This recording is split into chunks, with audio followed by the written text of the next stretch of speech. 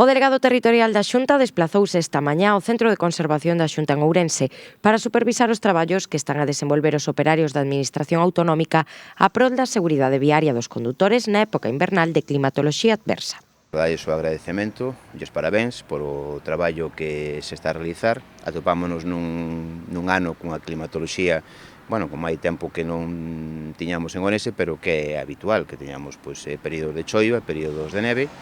Hubo aí o fin de semana, que tuvemos da noite do venres po sábado, unha afectación importante por unha baixa cota de nevaradas. Estuveron a traballar sin descanso para facilitar a circulación nas estradas competencia da Xunta de Galicia. O Goberno galego conta na provincia ourensá con 5 centros operativos de conservación e explotación, dotados con máis de 2.000 toneladas de acopio de fundentes. Un dispositivo no que traballan 77 profesionais que dispoñen de 49 máquinas, entre elas camións, pick-up, retros, cuñas, follas, esparexadores de sal e estendedores de salmoira.